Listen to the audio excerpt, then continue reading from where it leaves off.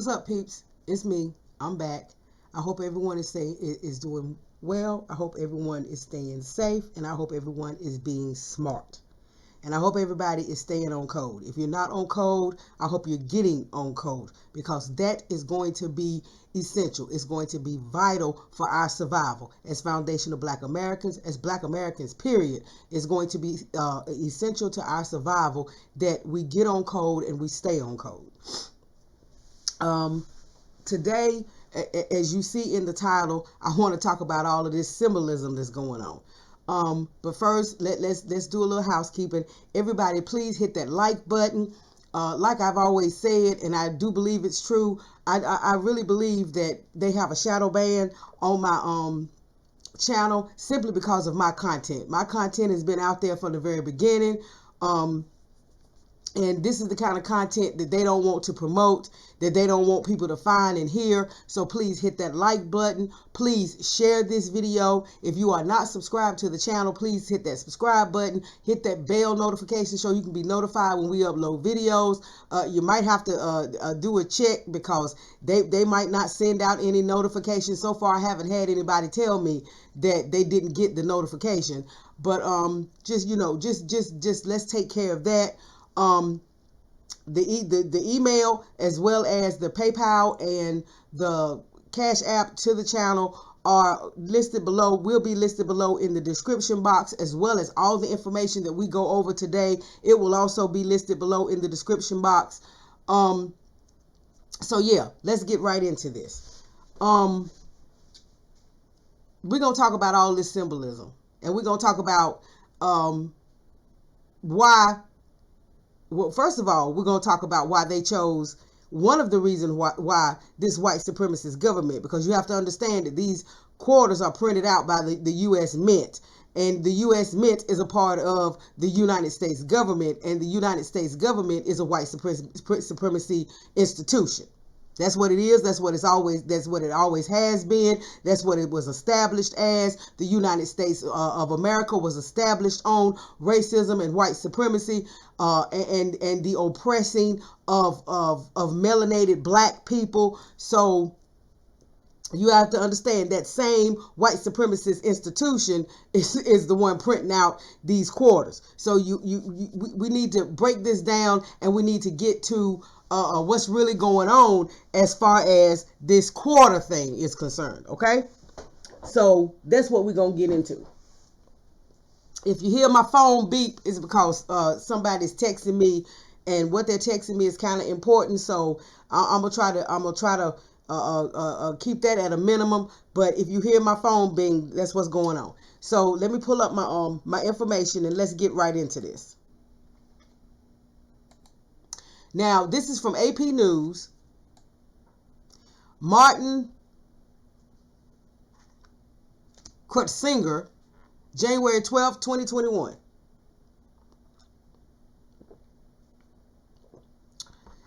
I had to get me just a little bit of libation. U.S. Mint begins shipping quarters honoring Maya Angelou. The United States Mint said Monday it has begun shipping quarters featuring the image of poet Maya Angelou, the first coins in its American Women Quarters program.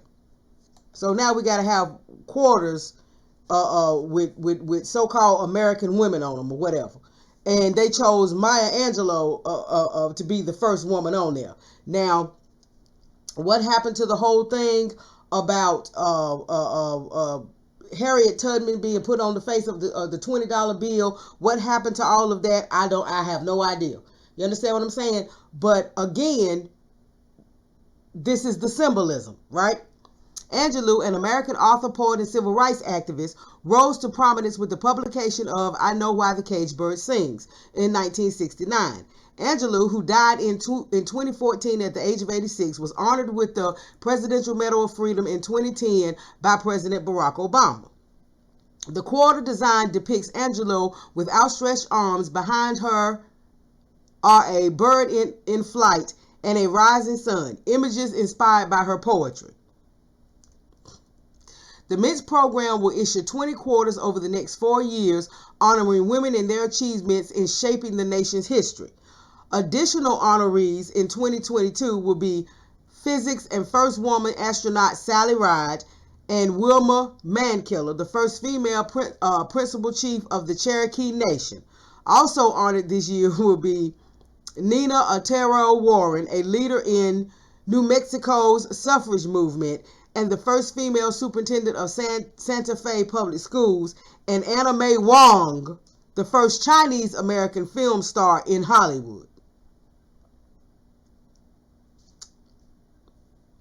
Senator Catherine Cortez Masto, a Democrat from Nevada, the senator sponsor of legislation directing the Mint to issue the quotas honoring women, applauded the Mint selection of Angelou for the first coin.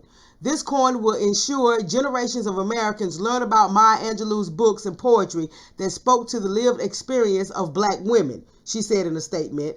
Treasury Secretary Janet Yellen, the same person who won't do anything about our reparations, this is just Janet Yellen woman, the same woman who joined forces with Kamala Harris to try to use Foundational Black Americans Freedmen's Bank. You understand what I'm saying? To open up a program to help everybody else get money and get loans and all of this to start businesses. This is what she had to say. The nation's first female Treasury Secretary said, "Each time we redesign our currency, we have the chance to say something about our country. I'm very proud that these coins celebrate the contributions of some of America's most remarkable women, including Maya Angelou."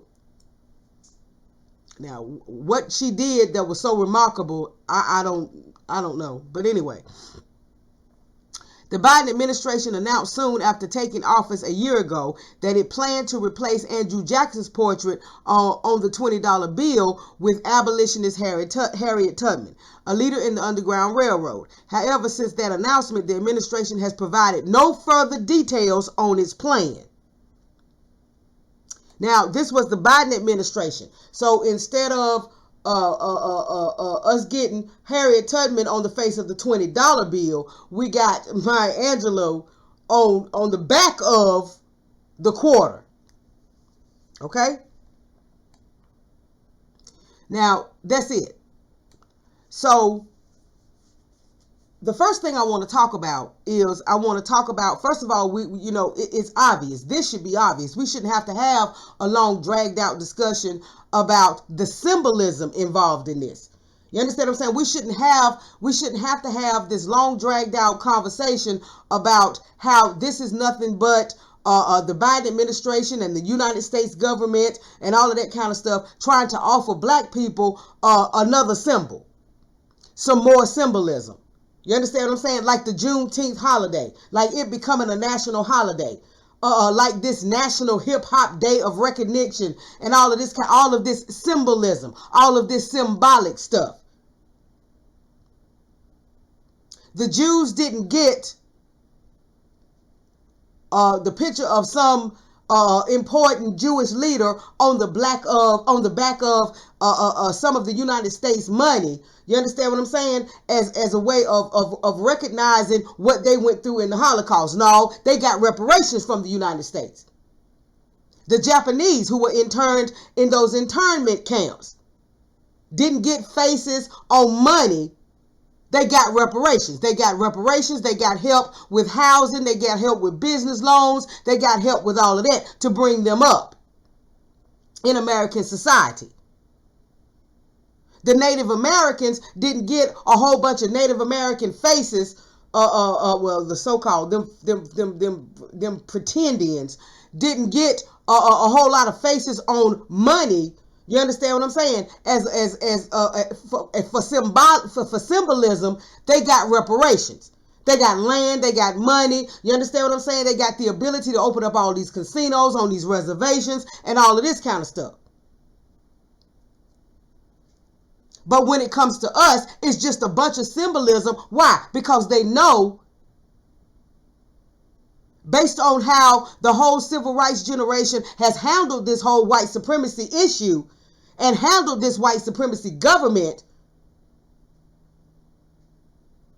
White supremacy and the dominant society recognizes, and they know and they understand that this is what black people will accept as long as you acknowledge us.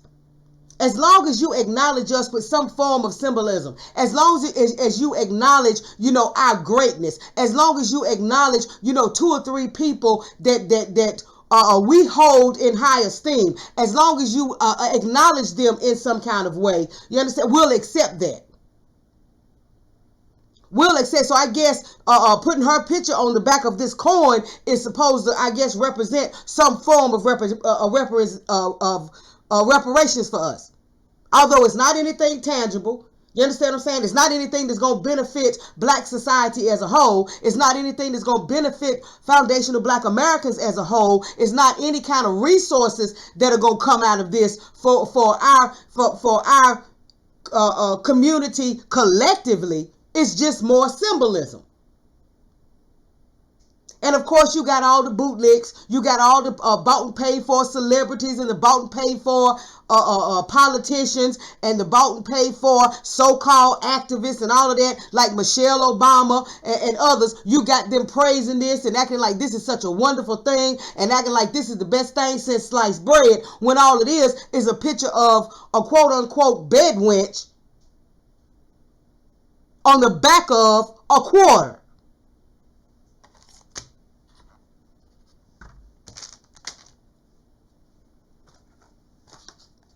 All these white supremacists is doing is telling you, you understand what I'm saying? That Maya Angelou wasn't worth no more than being a quarter piece.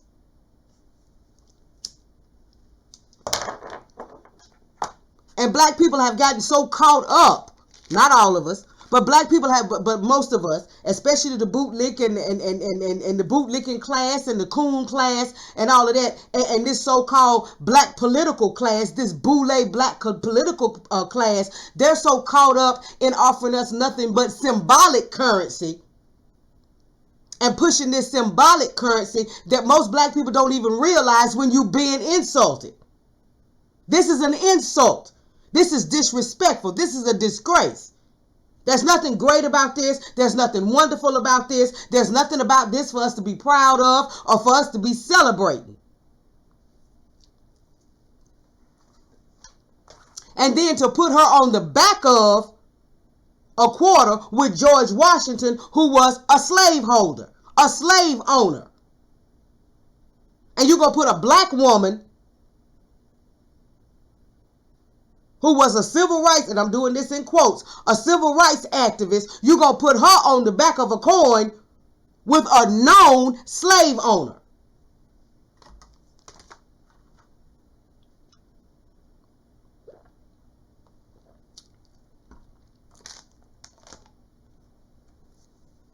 And what we don't know, what we don't understand, what we as the blacks, as black society don't want to accept and don't want to call out, the white folks and the white supremacists and the dominant society, they know these things.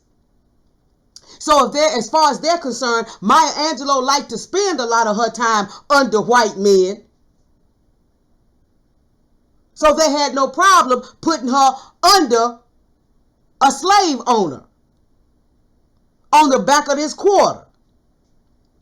Now let's get into that. You understand what I'm saying? Let's get into some of the reasons why this first quarter that they roll out, they choose a black woman. You understand what I'm saying? Well, of course, we've got the gender divide.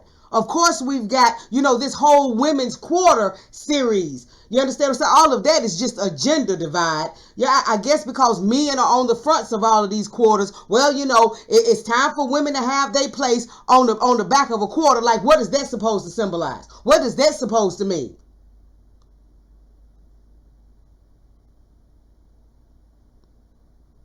And we'll get more into this gender divide thing in just a little bit. But of course, that's part of it. You understand what I'm saying? Because this is going to cause black women to praise the Democratic Party. This is going to bring black women back into that mindset of black girl magic and all of this kind of stuff, especially with Maya Angelou after she did that whole Phenomenal Woman poem and had black women just all over the world going crazy over that poem and all of this. So It's meant to cause black women to identify with Maya Angelou, with this quarter, and with the Democratic Party, so that they can go forth again to do the stupid thing of acting outside of their own interests and supporting the Democrats. It's not accidental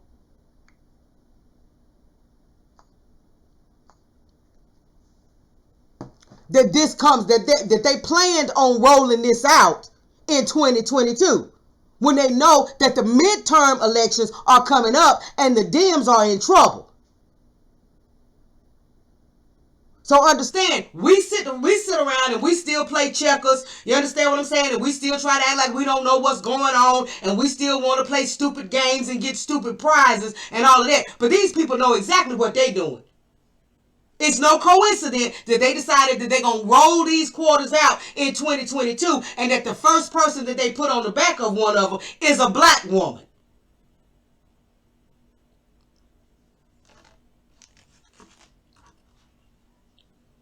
And it's no coincidence that they got Michelle Obama out pushing this thing and praising this thing. You understand what I'm saying? They got some of these other black female bootlicks and bed wenches out promoting this thing. You understand what I'm saying? That's to further draw in these silly black women who are all about this black feminism and all of this kind of thing, to get them on board with the Democratic Party, so that they can use you again, like they brought Michelle Obama out just a couple of days ago, talking about, you got to get out and vote so we can save the democracy. What democracy? The United States is not a democracy. It's never been a democracy for black folks.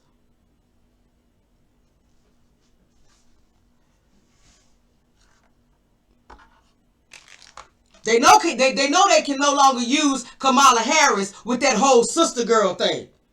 They know that they can no longer use her with that whole sorority contingent and all of that. Because they did the whole ski-wee thing and the whole chuck and pearls and pearls and chucks or whatever they call it. They did that whole thing with her. And then when she got in office, she has done absolutely nothing for black women. So they know they couldn't use her anymore. So now they reach back, bought and paid for Michelle Obama and put her up there, you understand what I'm saying, to appeal to black women. So that they can cement that black female vote again during these 2022 midterm elections. And that's the reason why they rolled these coins out in 2022 and decided they're gonna put a black woman, Maya Angelou, on the back of one.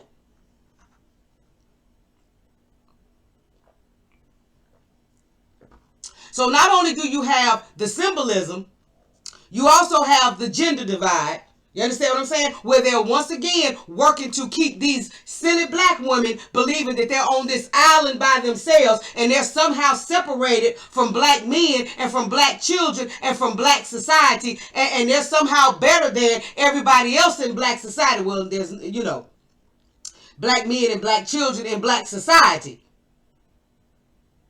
And like they got some kind of special sauce. That's why they came up with that whole black girl magic thing, to make black women believe that somehow or another you got some kind of special sauce.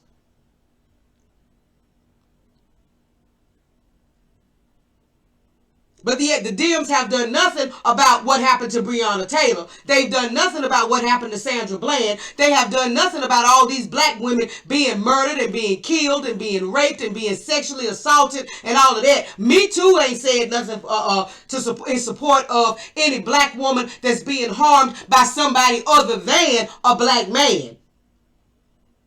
You got all these black women out here losing their fathers, losing their husbands, losing their brothers, losing their sons, their nephews, their uncles, whatever.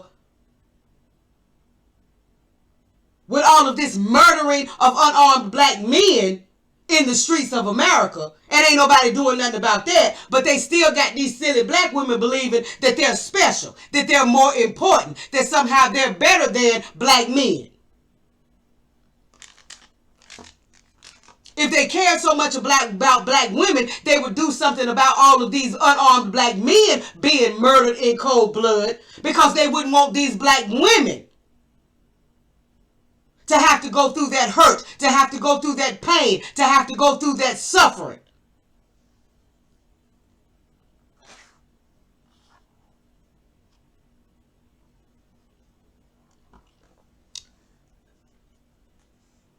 So now let's get a little bit into a little bit about Maya Angelou. Okay? Let's be real. It's time for us, it's time for us in black society to be real. And it's time for us in black society to understand that just because somebody says that they're pro-black, or they're all about black empowerment or whatever, your words can say one thing. It's your actions that we have to watch.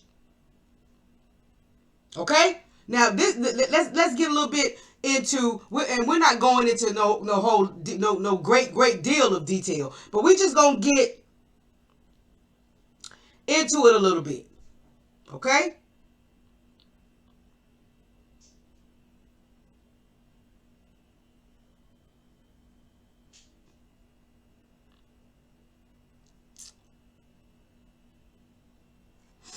Hold on, y'all. I just want to make sure I'm reading the right thing.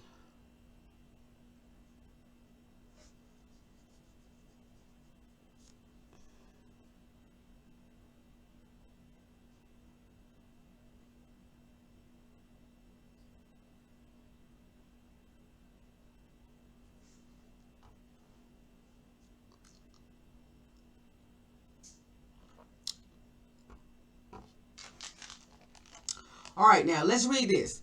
Marguerite, because that's her name, Marguerite Annie Johnson, was born in St. Louis, Missouri on April 4th, 1928, the second child of Bailey Johnson, a doorman and Navy dietitian, and Vivian Baxter Johnson, a nurse and card dealer. Angelou's older brother, Bailey Jr., nicknamed Marguerite Maya, derived from Ma or Maya's sister. Ma or Maya's sister. So that's how she got the nickname Maya, was from her brother, right? When Angelou was 3 and her brother 4, their parents' marriage ended, and their father sent them to Stamps, Arkansas, alone by train, to live with their paternal grandmother, Annie Henderson. In an astonishing exception to the harsh economics of African Americans of this time, Angelou's grandmother prospered financially during the Great Depression and World War II because the general store she owned sold needed basic commodities, and because she made wise and honest investments. Right? Now hold on, because there's a section here that I want y'all to know about.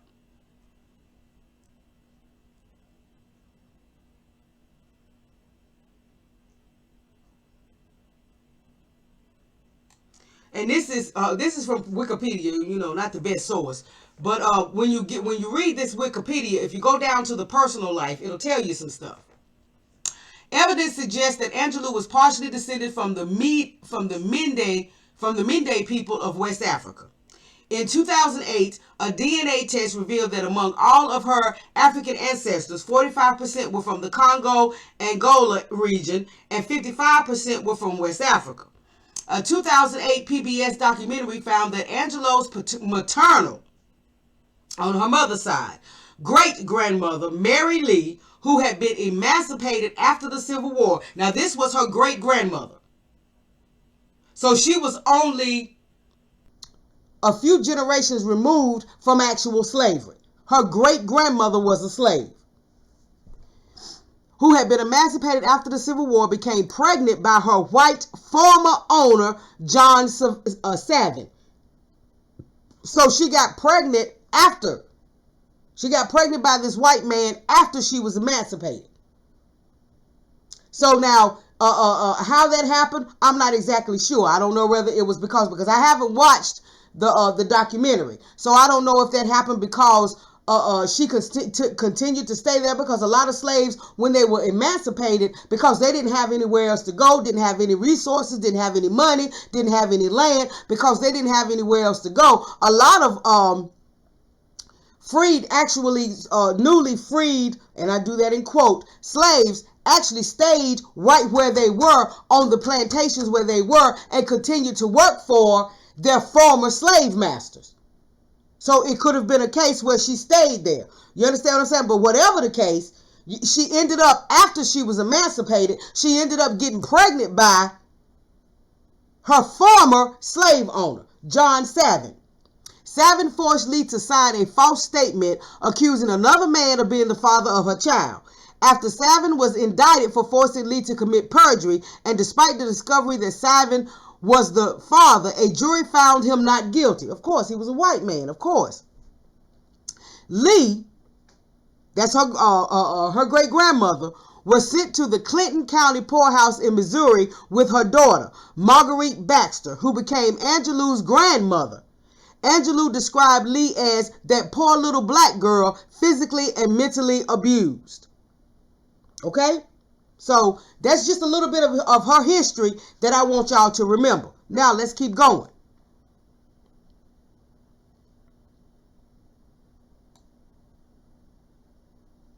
In 1951, Angelou married Tosh Angelus, a Greek electrician, former sailor, and aspiring musician. So the first man she married, she was born in 28. This is 51.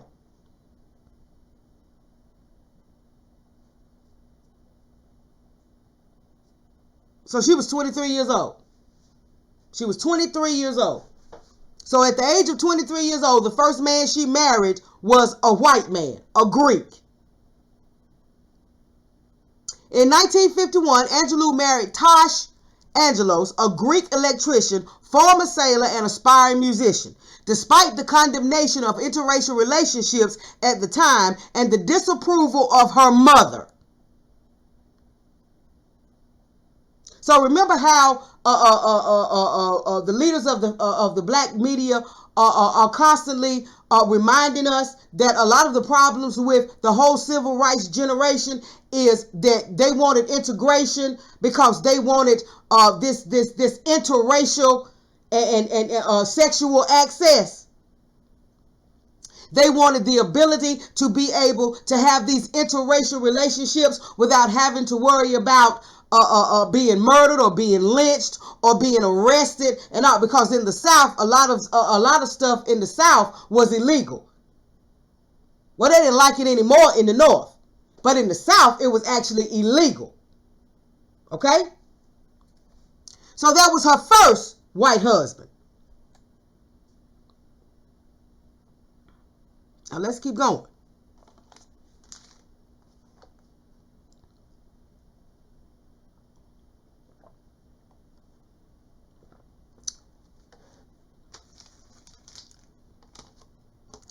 In 1973, Angelou married Paul Defoe, a Welsh carpenter and ex-husband of writer Germaine Greer. She married him in San Francisco in 1973. Over the next 10 years, as Gillespie has stated, Angelou, had accomplished more than many artists hope to achieve in a lifetime. In 1981, she divorced Defoe.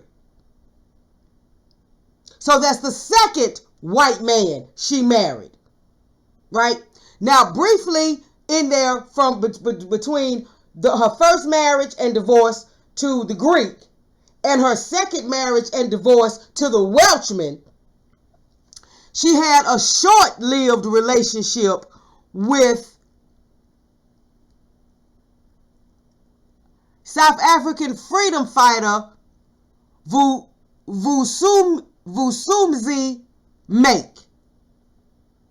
In 1991, Angelou performed in Jean Genet's play The Blacks, along with Abbey Lincoln, Roscoe Lee Brown, James Earl Jones, Louis Gossett, Godfrey Cambridge, and Cicely Tyson.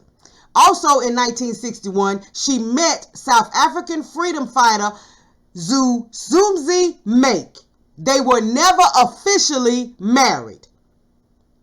But she moved her and her son because she had a son by this time. And I'm thinking that, and I'm not sure because they don't, in this, they never say exactly who her who her son's father was. I don't know whether it was the Greek or whoever. But anyway, she and her son Guy moved with mate to Cairo, where Angelou worked as an associate editor at the weekly English language newspaper, The Arab Observer.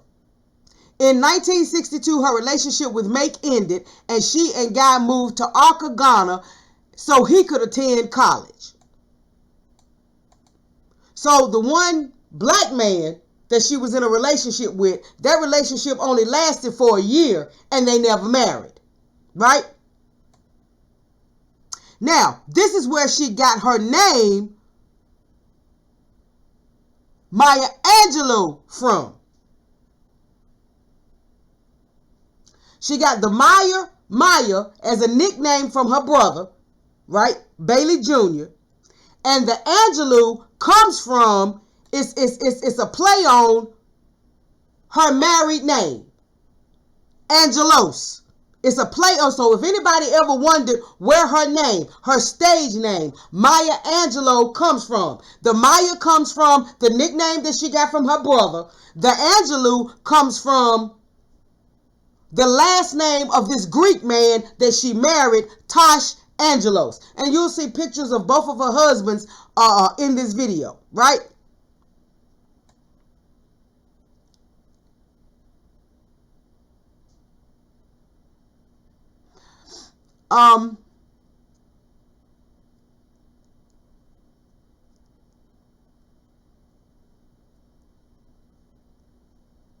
It says here that 3 weeks after she completed school, at the age of 17, she gave birth to her son, Clyde, but he changed his name to Guy Johnson. Okay?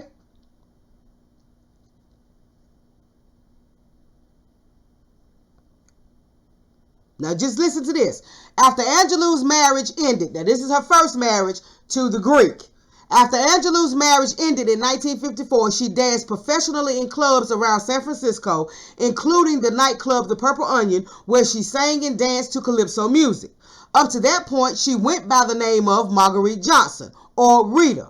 But at the strong suggestion of her managers and supporters at the Purple Union, she changed her professional name to Maya Angelou, her nickname and former married surname. So that's where she got the Angelou from. She got that from her first husband, the Greek, the white man. So you have to understand that she was married to, that as far as I know, based on the information that I have gathered, she was married to 2 white men. In 1951, she married the Greek, Tosh Angelos, and then in 1973, she married the Welshman, Paul DeFeu.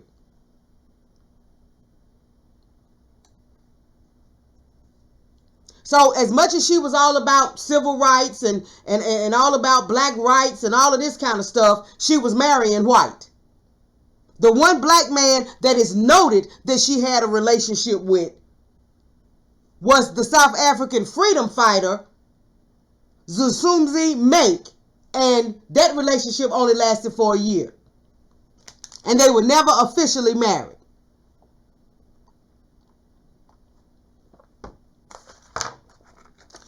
Yet again, another reason why white supremacy chose Maya Angelou to be the first woman that they use on the back of these quarters. Because most black people don't know this about her. Most black people don't know that Angelou came from this white man.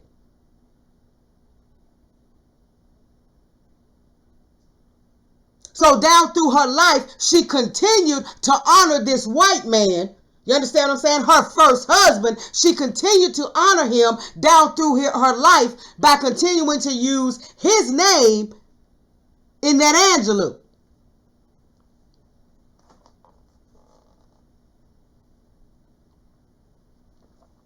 Okay? See, we're just breaking some things down.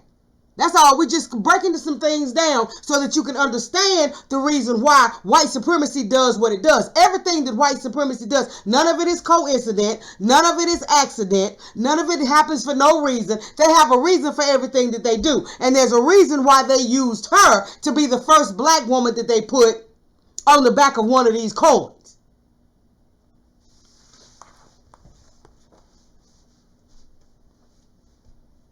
So you put a black woman who had a preference of white men on the back of the coin, when the front of the coin is the face of a white man who was a known slave owner. You understand what I'm saying? When this black woman's great grandmother had a child by her former white slave owner. Is it starting to make sense? Are the pieces starting to fall together in this puzzle?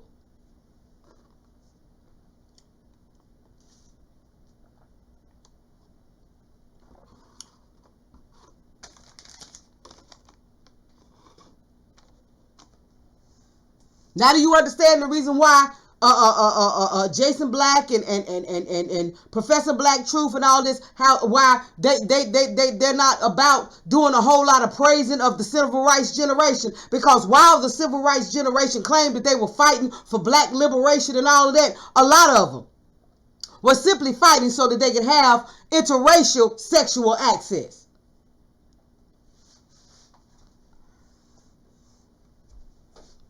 Okay? So now, let's move on with the symbolism. That's just breaking down this whole quarter thing and breaking down the reason why Maya Angelou was chosen. She wasn't chosen because she was such a great black woman. She wasn't chosen because she had achieved so much. Yeah, in the area of poetry, in the area of entertainment and all of that, yeah, she had achieved quite a bit as an artist. But what did she achieve as so-called a civil rights activist?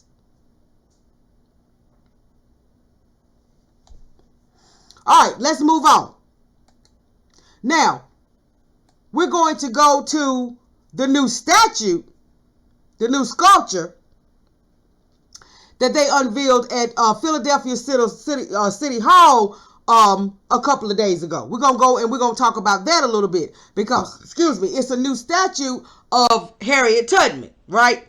And on its face, you would think, oh, this is a wonderful thing. This is great and all of that. Until you look at the statue and you break it down.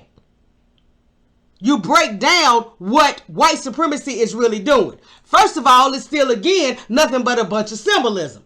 We don't need statue. That's not what we're asking for. That's not what we're demanding. We're not demanding statues. We're not demanding national holidays. We're not demanding pictures on coins or pictures on money. That's not what we're demanding. What we're demanding is our reparations, our tangibles.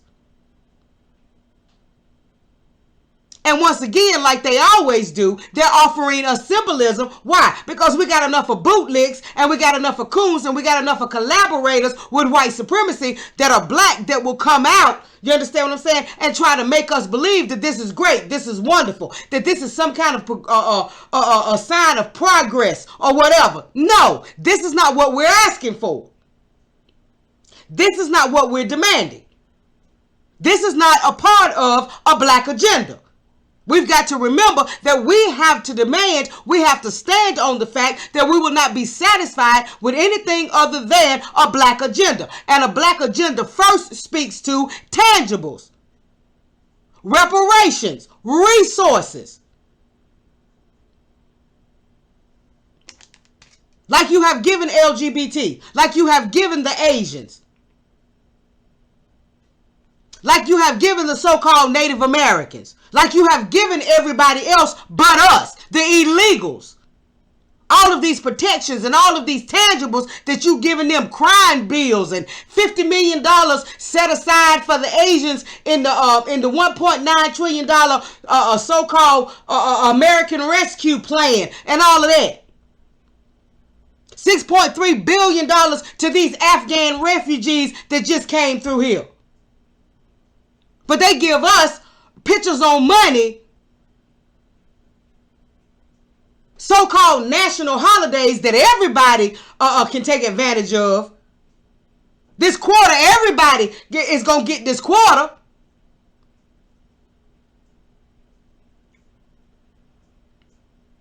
And it's not like they just giving out quarters. You understand what I'm saying? No, that quarter is just going to be some change that you get after you break a bill. So statues, pictures on money, dolls, none of that is what we're demanding. We're demanding tangible reparations. And we cannot be satisfied with this symbolism. And we've got to let everybody know that we're not satisfied with this symbolism, that this is just not going to cut it.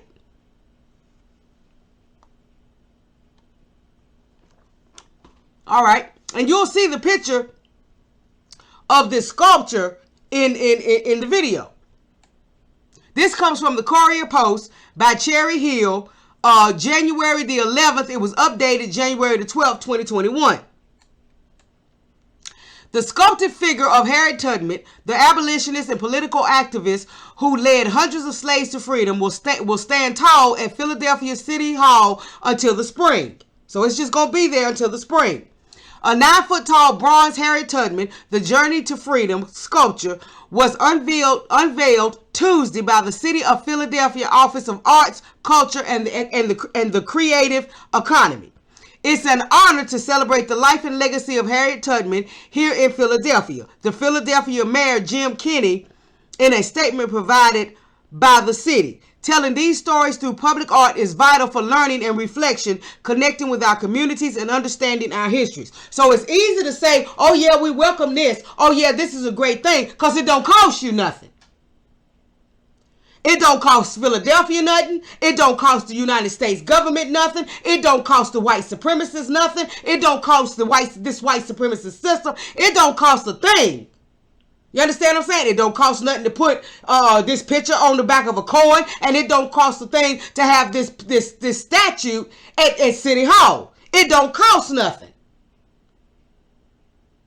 That's the reason why the Republicans were 100% behind making Juneteenth a national holiday. Why? It don't cost nothing. It's symbolism. We ain't got to give you nothing. It don't cost us nothing. I am particularly proud that the city of Philadelphia is hosting the temporary installation of Harriet Tubman on the north apron of City Hall, while a monument to another important black activist, Octavius Cato, lives on the south apron. The city is hosting the traveling monument because, see, this is a traveling monument. It goes from city to city and all of that.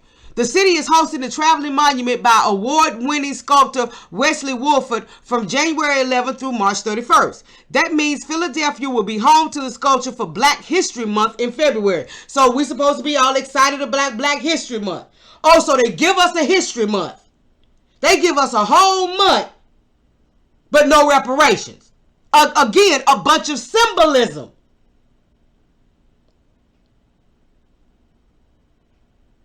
That we have just accepted down through the years. We have just accepted these symbolic gestures.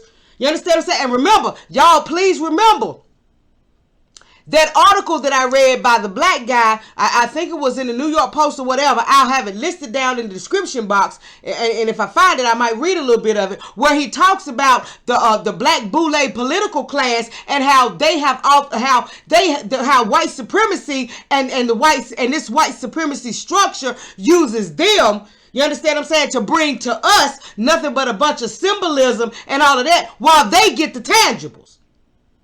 We get the symbolism while they get what little tangibles they are. While they get what little crumbs are on the table. You understand what I'm saying? They get book deals. They get money. They get these positions and all of this. And we just simply get the black collective. We get nothing but symbolism.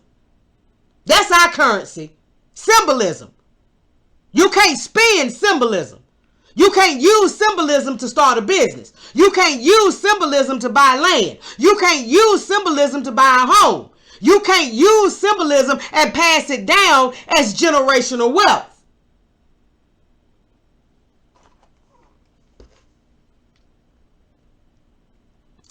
That means Philadelphia will be home to the sculpture for Black History Month in February, as well as Women's History Month. Lord have mercy. And I'm a woman, and I'm just not for all of this bullshit. You understand what I'm saying? Because like I said, a lot of it comes from this white feminist women's movement, which is just another branch of white supremacy that has suckered all these black women into this feminism mess and going against black men, not understanding when you attack black men, you attack black society as a whole.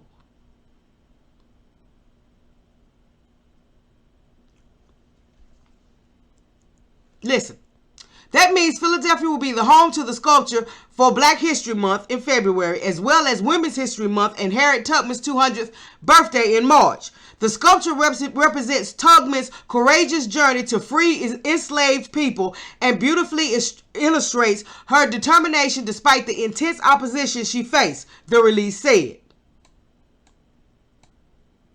Now, I also want y'all to understand something about Harriet Tubman.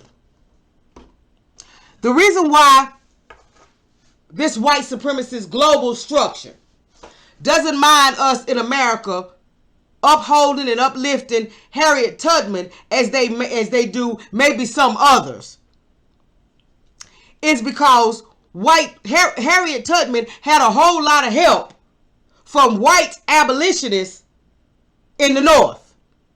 A whole lot of help. You understand what I'm saying? And, you know, they love to promote this whole white savior narrative. You understand what I'm saying? Anytime there's this opportunity for them to promote this white savior, you understand what I'm saying? It was the white person that stepped in and helped save black people. It was the white person that stepped in, you understand what I'm saying? And because of their generosity, or because of their help, or because of their humanity, or whatever, they help to save white people. So that's the reason why they don't mind so much of this uplifting of Harriet Tubman. It's because she did get a significant amount of help from white northern abolitionists.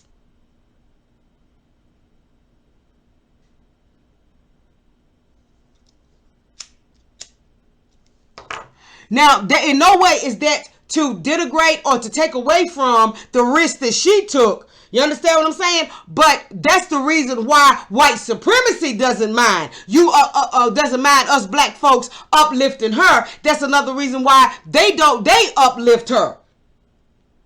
It's because they can easily promote that white savior narrative when they get to talking about Harriet Tubman. Same thing with Martin Luther King. Not so much the white the white savior narrative, but because they like to promote that whole era where Martin Luther King was all about nonviolence. You understand what I'm saying? And that they can promote that, they can push that. Now the king that emerged right before he was assassinated, they don't talk about him too much. They don't talk about the king that was organizing another march on Washington and saying, this time we're going to get our money. The king that was promoting reparations. The king that was talking about reparations. The king that was talking about the redistribution of the wealth in the United States. They don't talk about that king. The king that they always want to uplift and the king that they always want to quote and always want to push is the king that was talking about nonviolence, that was all about integration and all of that. But the king that sit down and finally said, I believe I have integrated my people into a burning house. They don't want to talk about him. And it's another thing about this Harriet Tubman sculpture.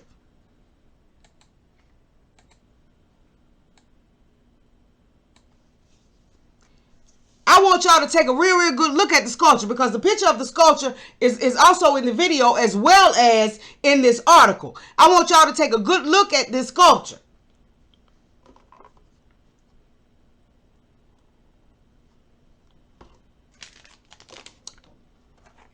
Take a good look at it and see if it reminds you of anything. See if it brings to mind anything else. See if maybe it brings to mind, and you'll see this too.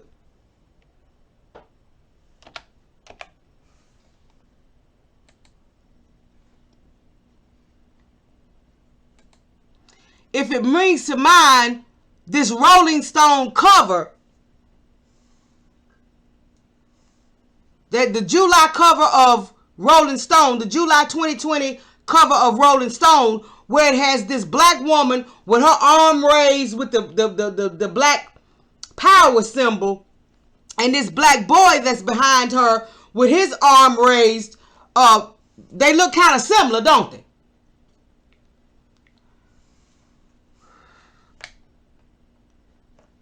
And I'm sure the sculpture came first.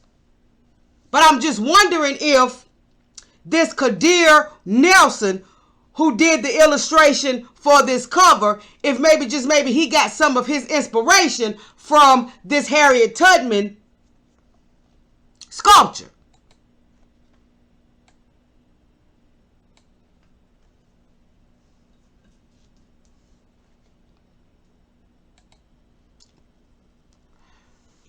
And again, here we go with the subliminal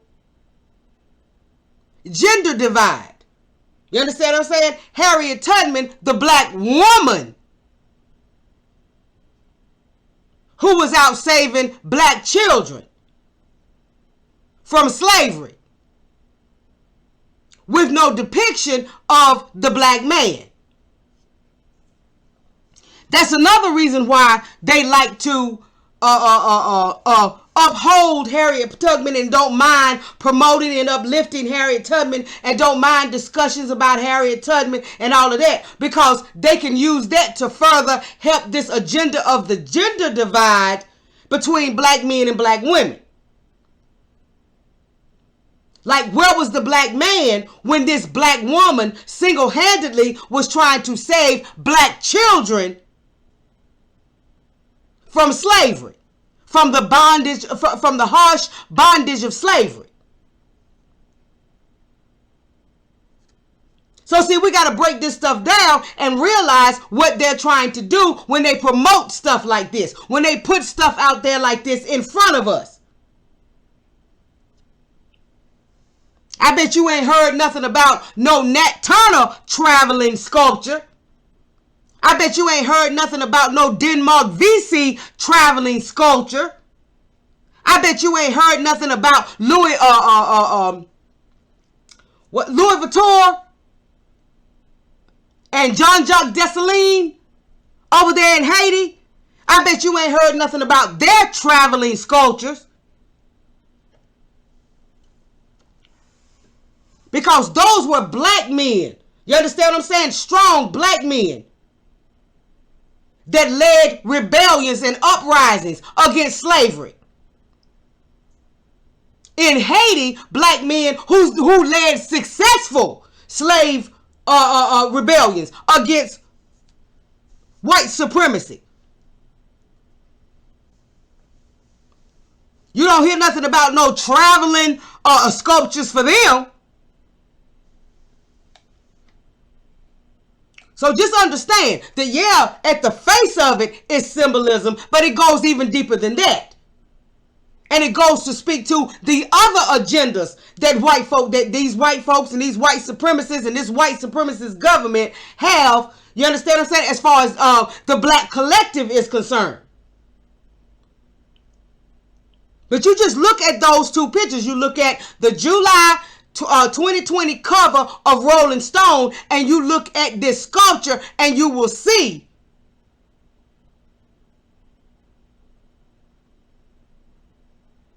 how closely they resemble each other.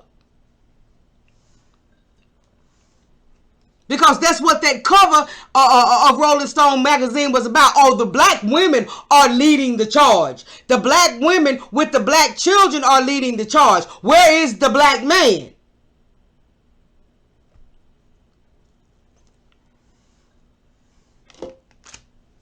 The black man is not able to help because the black man is dead, or the black man is somehow or whatever incapacitated. So he can't do nothing. So the black woman has to do all the work.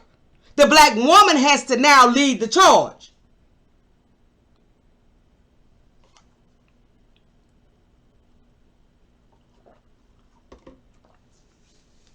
So know what you're seeing when you see this mess.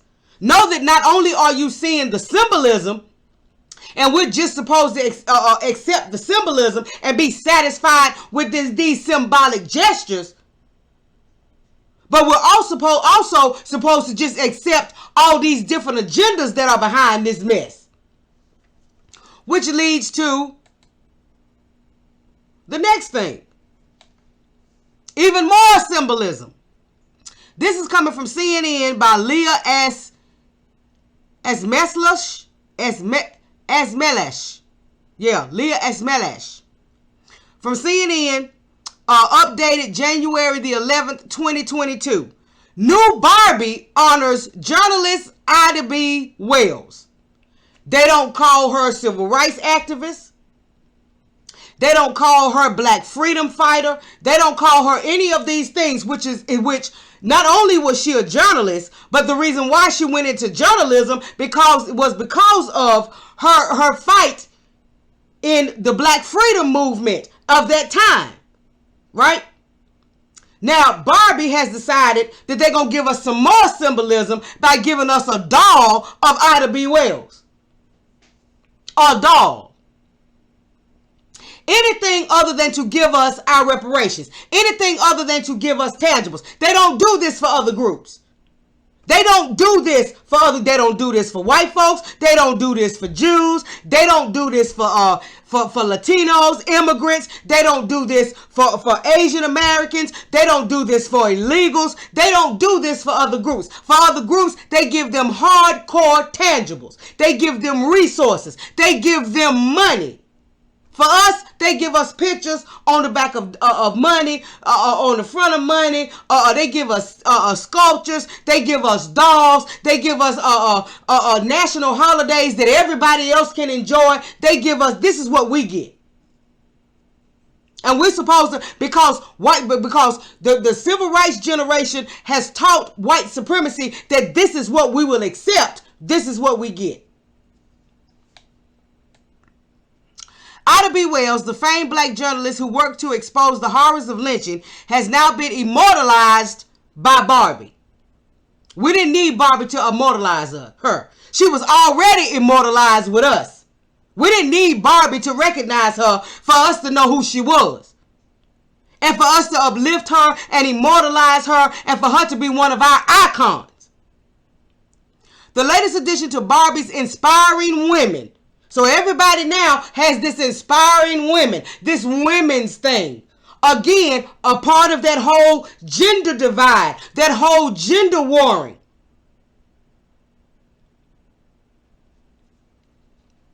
The latest addition to Barbie's Inspiring Women series, the Wells doll features the journalist in an 1800s style high-neck black dress with her hair piled atop her head. When kids learn about heroes like Ida B. Wells, they don't just imagine a better future. They know they have the power to make it come true, Barbie said in an Instagram post. The doll is set to be available at major retailers by January the 17th. So all of these folks are doing, all these corporations are doing is making money, making more money off of our struggle. And using our icons, our ancestors, our freedom fighters to do it. So I would urge anybody black, and please spread this information and share this information. Don't spend your money buying this doll. Don't spend your money buying this doll from Barbie. Talking about the doll will go on sale later this month. Don't buy this doll.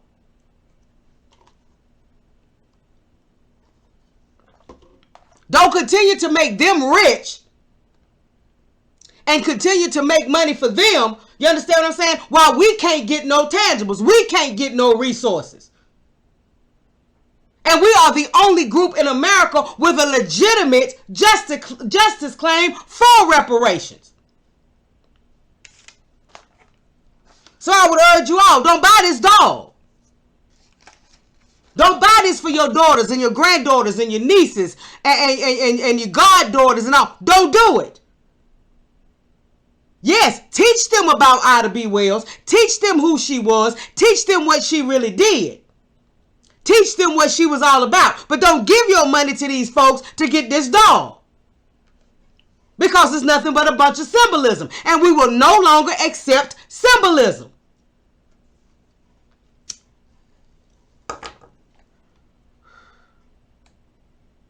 Wells was born into slavery in 1862 and was actively involved in exposing racism in the U.S., writing about race and politics in the South. She owned the newspaper The Memphis Free Speech and Headlight and was a vocal critic of segregated schools. Later, she became active in the anti-lynching campaign in 1892 after multiple friends were lynched, according to the National Park Service, even visiting the White House to advocate for reforms.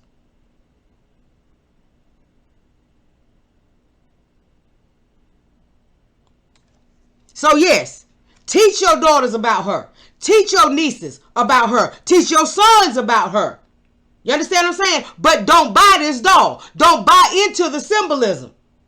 You understand what I'm saying? If we can't get our reparations, if we can't get our tangibles, if we can't get a black agenda popping, then why are you going to give your money to these corporations who are a part of, you understand what I'm saying, and who finance this whole white supremacy structure? Why are you going to give your money to them for this doll, for symbolism? So no, don't do it.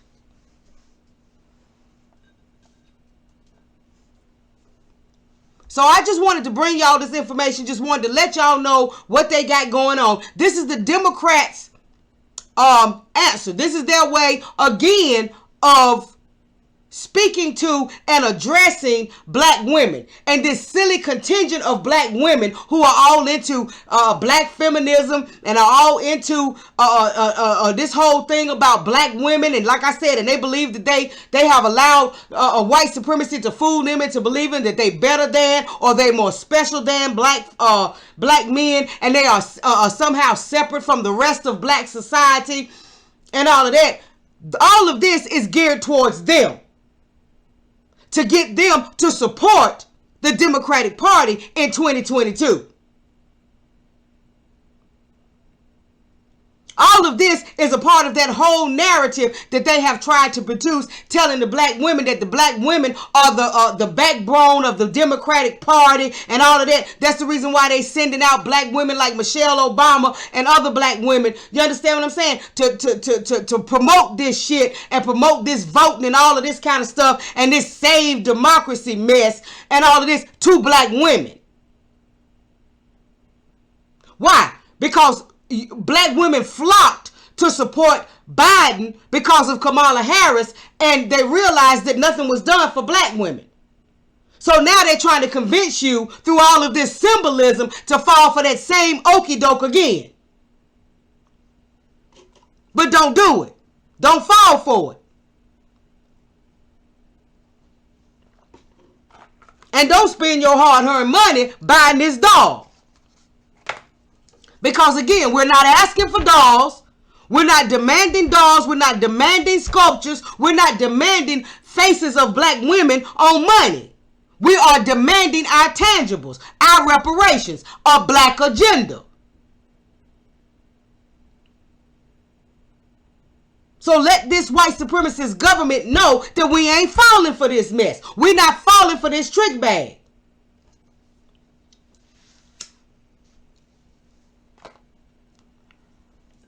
So this is what I have for y'all. Of course, all the articles will be linked in the description box, as well as you'll see the pictures of all of these different things, the pictures of the doll, the pictures of the sculpture, the pictures of the coin. All of this stuff will be linked in the description box. I meant no disrespect whatsoever to any of our black icons. I meant no disrespect to Maya Angelou, but you just need to know the truth. You just need to know the truth about these folks. And you need to understand the reason why white supremacy uses certain black folks to do things.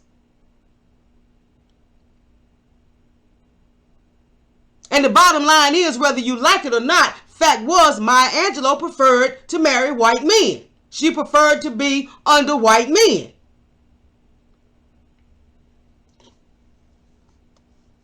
Even though her great-grandmother was probably raped by one. You understand what I'm saying? Forced to lie about him being the father of her child. And then, even after it was proven that he had lied, he was still found not guilty, and her child was shipped off to a poorhouse. With all of that in your direct history, your direct ancestry. You understand what I'm saying? Not 10 or 15 or 5 or 6 or 7 or 8 generations removed, but your great-grandmama. You still chose white men.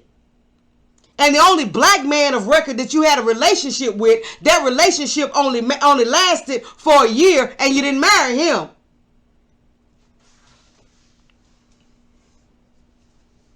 So see, we have to know our history. We have to know our people to understand the reason why white supremacy does the things that it does.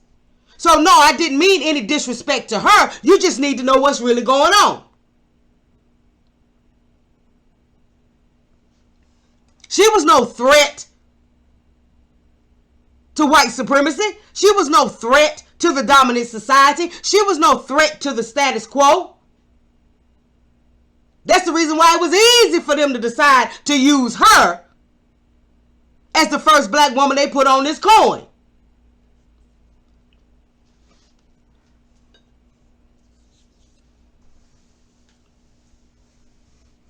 So, again, that's all I got for y'all. All this information, again, like I said, will be listed down in the description box. You can go read these articles. You can do some of your own research and find out even more. You understand what I'm saying? But we have to know. We have to know the game that they're playing. And we have to stop doing the same old stuff over and over again.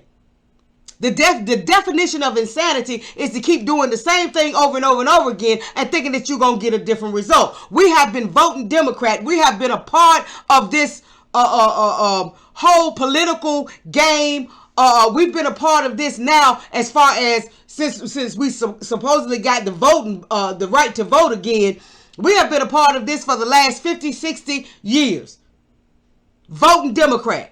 And we have nothing to show for it. We have not accomplished anything. We have not gained anything. We've always had, this is the thing that most black people don't realize. We've always had interracial sexual access. Always had it. Whether we wanted it or not. Whether it was forced on us or not. We've always had the ability to have sex with other groups of people. Especially the dominant society.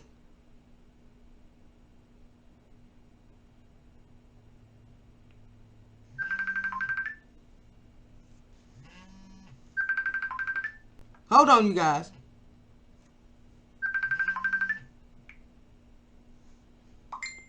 We've always had it. So while we continue to sell out, while we continue, you understand what I'm saying, to go for the okie doke, while we continue to play dumb and continue to play these games for something that we've already had, always had, and will continue to have.